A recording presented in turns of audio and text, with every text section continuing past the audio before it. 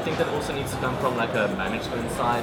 So at a previous conference that I was at earlier this term, there was a whole thing about the Nova Pioneer schools and how they actually have instructional leadership in their schools built into helping teachers step by step. There's a program. You will be interviewed twice weekly, or there will be someone coming into your class. And I think once it's part of a school's culture, it's just so much better for everyone, because then you know what you are doing wrong, but you also know what you're doing right.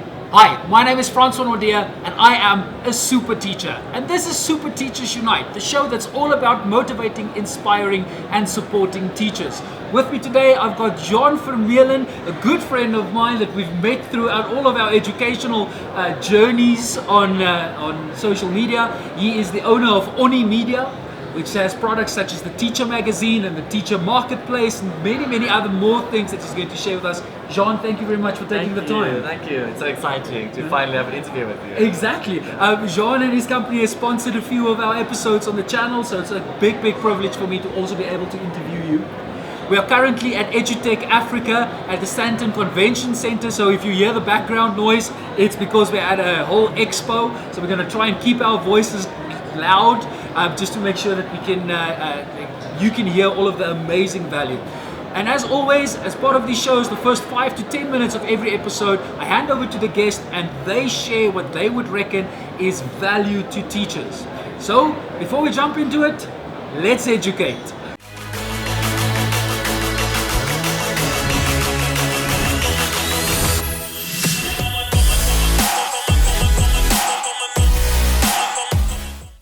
Jean, over to you. What would you reckon is valuable for teachers to know? Okay, so valuable for teachers to know. From my perspective, I've always been very reliant on the teachers around me. Everything I know I've learned from other teachers, so I think just replicating that and taking everything that you've learned from other teachers is definitely sharing your knowledge, finding spaces to go into other teachers' classrooms, giving them tips and tricks without actually critiquing them, providing a safe space to just talk to each other. Yeah, I think that's so valuable. Many times we want to just wing it and do it on our own because we think what we know is best. But if you don't know what you don't know, then you're never going to improve. Exactly. So collaborating with your colleagues and being able to ask, listen, how do you guys do this? How do you do that? Yes. Just improves you as a teacher overall. Yes, definitely. And I think that links with that is also sharing your resources, but opening it up for critique. So if you create something, be open. It's not just for moderation purposes. When you create something and you say, okay, I'm going to do this and this and this in my class, be open to someone looking at it and saying, I'm not sure if this is going to work or not, and not feel personally attacked because someone is telling you, I think that this isn't going to work from my experience, but let's see what's going to happen, and not being afraid to fail because some stuff is going to go wrong. I totally agree, and I think there's a lot of insecurity that teachers have, and it's almost like we want to fake it until we make it, and I think that's one of the most detrimental things for a teacher. Like being secure enough in opening, because if it's one of the products that you've created, if it's a lesson that you've created or a resource that you've created, putting it up for scrutiny is like people gossiping about your child. Exactly. It's such a personal thing, and teachers really make things so personal, and it's difficult for us to move away from it. So I want to share this. I actually heard this at a professional development workshop presented by Lindsay Wessner, which there's an episode on this channel for. At the end of the workshop, where you have to critique each other's, I use critique in the most softest language possible. They use the thing in feedback saying, I think, and I wonder. Because that takes the personal attack almost away. It's like you take the language away and you make it more, I wonder if this would work better. Because at the end of the day, we don't actually know. We wonder whether it's going to work in our unique classrooms.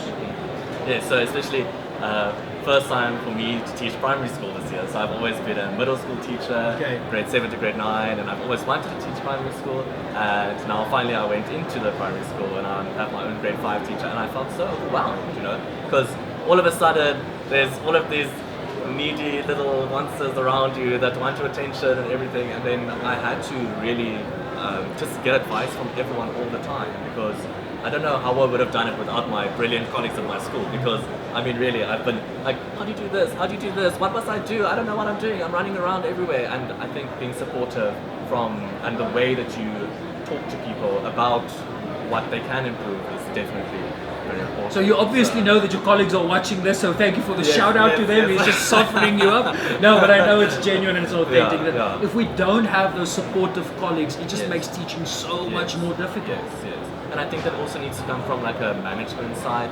So at a previous conference that I was at earlier this term, there was a whole thing about the Nova Pioneer schools and how they actually have instructional leadership in their schools built into helping teachers step by step. There's a program. You will be interviewed twice weekly, or there will be someone coming into your class. And I think once it's part of a school's culture, it's just so much better for everyone, because then you know what you are doing wrong, but you also know what you are doing right. And then you can share that, you know. We are so focused on our weaknesses and we're so focused on the negativity. And at the end of the day, if we focus on our strength and we get to know what we do right, you're gonna be a lot more efficient in what we're doing. We so get bogged down by the things we can't do, negativity, and that breeds insecurity further. Definitely. Let's rather build security in focusing on people's strengths. It's scary though, you know, opening up something and sending something out. I mean, even for me, so when I set up a test and I send it out like, oh, I'm sharing this with you, please be nice.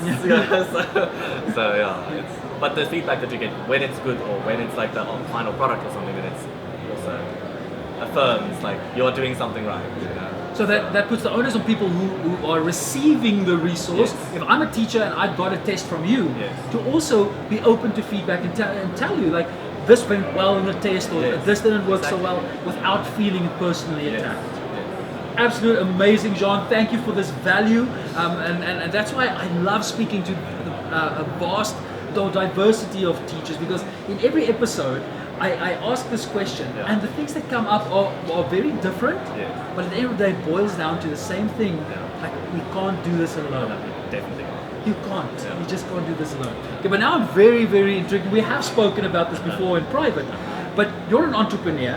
You started Oni Media, you've got the teacher platform, you've got Teacher Magazine and many other things, RSA Teaching Jobs. Yes, that's part of Teacher now, so it's Teacher Jobs now. Okay, so Teacher Jobs, I like that. Good, I stick everything with the brand. brand. Everything in one, so it's your go-to portal for a teacher. I've got so many questions about this, but the first thing is, you're an entrepreneur and a full-time teacher now. A full-time teacher.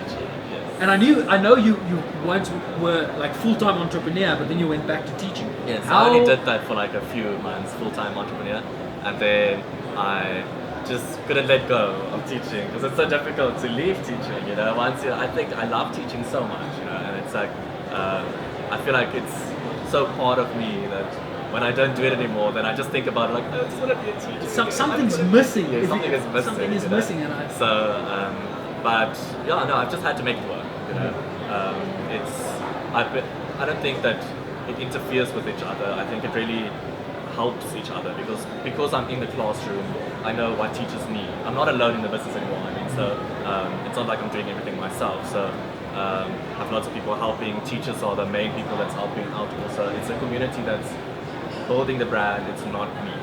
You know, but you initiated it, it's your company, but you saw the value in the community of teachers, and because that's what the teacher platform is. It's connecting teachers with each other and sharing resources. So now immediately it makes sense why the valuable tip that you give is let's share. Yes, exactly. Because I think, and what I know about you is that the teacher marketplace comes from this passion of yours for teachers to share with each other. Yeah, so I actually started my own little blog called Jean Vermeulen's Klaskamer when I was in my third year of teaching, and that's when I started putting all of my resources on a little blog, and then people started reading it and they were asking for more stuff, and then people would come up to me like, is jy Jean Vermeulen? And I was like, yes, I am. Yay, okay, that's good. So then I started Ponies Online, which is the biggest Afrikaans community of teachers in South Africa.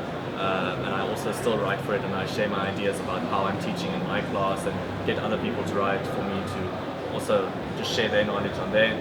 And then from there, that just grew and to make it more inclusive, of course, not just to be in Afrikaans, but in English so that everyone can be part of it. So one of the biggest challenges for teachers is salary. Yeah. Teachers don't earn enough, and we've been hearing this throughout the bank for so many years.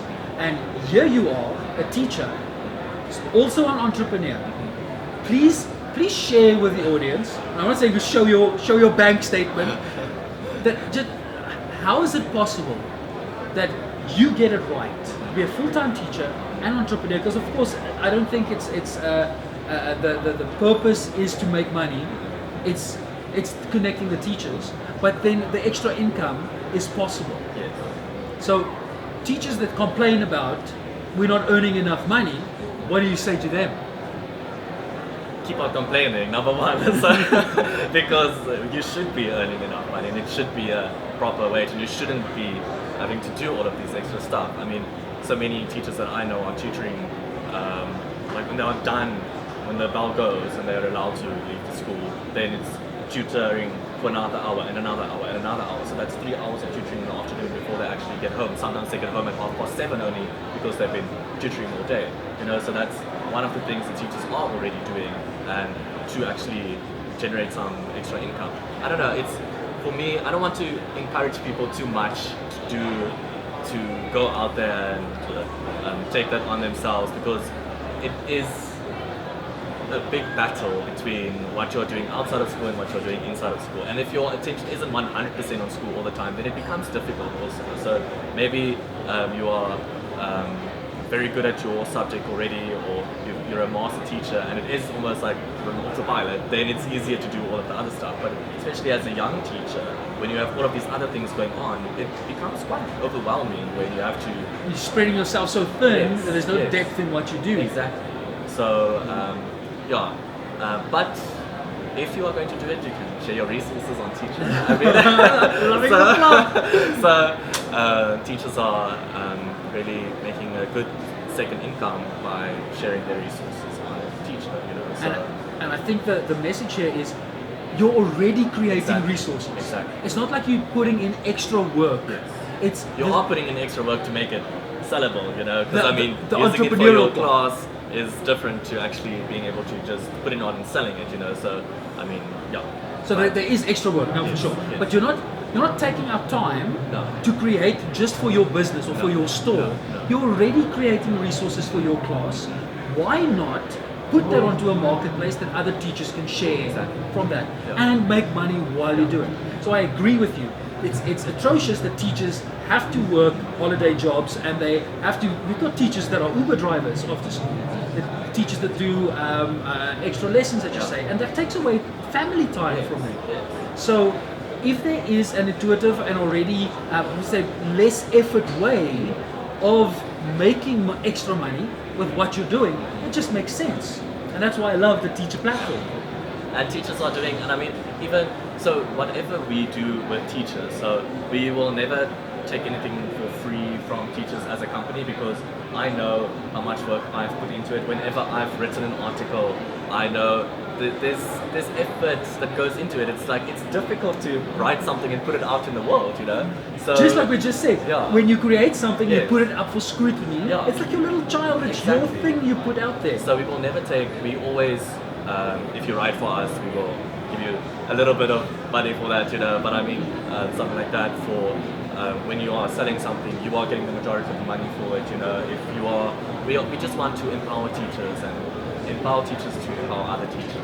And that's amazing. I think that's why our relationship works so well, is that we've got this convergent purpose, and it's about motivating, inspiring, and supporting teachers, because it can easily feel like we're not being supported. So now let's support ourselves. Let's support each other, because we're not getting the necessary or the required support from the structures.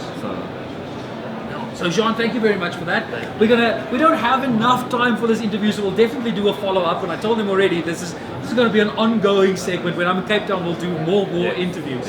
But at the end of the episode, I hit with quick fire questions, which aren't that quick fire anymore, because we spend so much time chatting about the answers.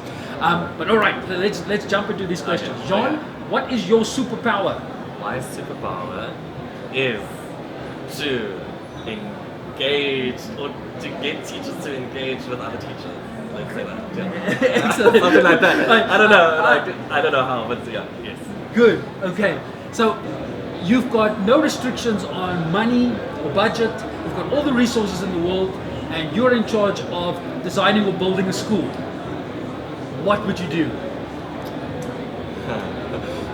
Keep it traditional. I don't know. No, really, I don't know. I believe in the proper structures of schooling. There's a school that I've been reading up about a lot in the UK called Michaela, which is a no-fee school, and how they, I wouldn't want that to that extreme, but I mean just keeping all of the structures in place, like proper discipline, where like still this element of direct instruction, but mixing it with 21st century ways of teaching and so on, more innovative. But yeah, I think a good school doesn't have to be a fancy school using all of like the resources in the world. I think I would still just build a normal school. Whatever normal yeah, is deemed like normal. a traditional school as we know them. Okay, interesting. That's very, very interesting. I didn't expect that answer from you. No, I didn't. That kind of bowled me over, which is cool.